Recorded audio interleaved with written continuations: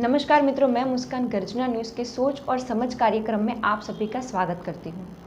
आज का टॉपिक है कि हम कौन हैं। अपने आप को पहचानना बहुत ही कठिन काम है। ज़्यादातर ये सवाल आध्यात्मिक तौर पर देखा जाता है, लेकिन आज की जनरेशन अपने आप को बहुत ही खुलकर सबके सामने रखने का शौक रखती है। वह ये भी नहीं सोचती कि इसके कारण कुछ प्रॉब्लम भी हो सकती है। अपने विचार, सोच, समझ बहुत ही सरलता से सबके सामने रख देते हैं।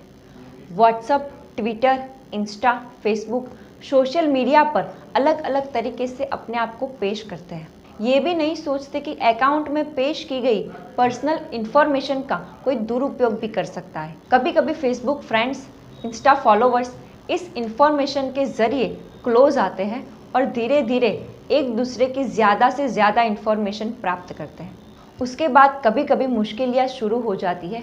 ये सब जानते हुए भी आज की जनरेशन को कोई फ़र्क नहीं पड़ता।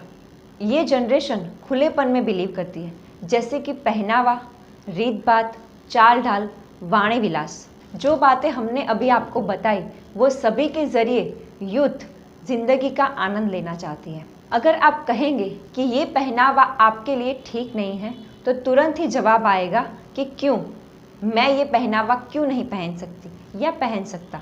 अगर आप कहेंगे कि ऐसा नहीं बोलना चाहिए तो वो तुरंत ही कहेंगे कि क्यों, अगर वो बड़े हैं तो बड़े की तरह रहना चाहिए, हमें उपदेश देने की ज़रूरत नहीं है। हम अपना भला बुरा खुद सोच सकते हैं और अगर बुरा होगा तो मेरा होगा, मैं जेल लूँगा, लेकिन मैं अपनी ज़िंदगी अपने तरीके से ही जीऊँगा।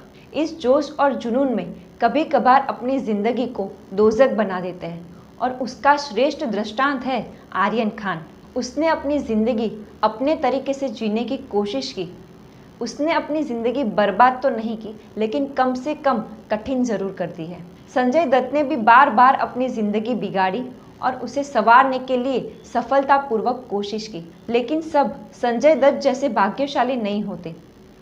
अगर अभी इस जनरेशन के पास जो कुछ भी है उसका इस्तेमाल सही तरीके से और बखूबी से किया जाए तो कठिन से कठिन कार्य भी बहुत ही सरलता से किया जा सकता है। लेकिन यह जनरेशन सब कुछ करना चाहती है और सबका अनुभव भी लेना चाहती है। हमें लगता है कि इस जनरेशन में क्यूरियोसिटी मतलब कि कुतूहलता ज़्यादा है, क्योंकि कुतूहल का प्रेरक गूगल सबके साथ 2400 घंटे अवेलेबल है। सभी जानकारी लेनी अच्छी बात है, लेकिन हम जानकारी किस चीज़ की ले रहे हैं वो सबसे पहले सोचना चाहिए। रोटी कैसी बनती है ये जानकारी लेनी अच्छी बात है, लेकिन बम कैसे बनते हैं इस जानकारी की कोई ज़रूरत नहीं है। फ्रेंडशिप के बारे में जानकारी लेनी अच्छी बात है, लेकिन फ्रेंडशिप में से हानिकारक एक्टिविटी शामिल हो जाए वो बिल्कुल अच्छी नहीं है।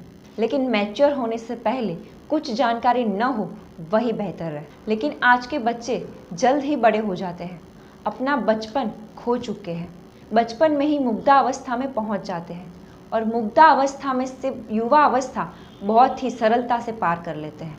ये पूरी स्थिति में अपने आप को खो देते हैं, इसीलिए बुरी आदतें जल्दी लग जाती है। ऐसा न हो इसलिए माँ बाप को अपने बच्चों के सिक्योरिटी न बनते हुए उनके साथी बनना चाहिए, उनके फ्रेंड बनना चाहिए और उनके सहभागी बनना चाहिए। धन्यवाद।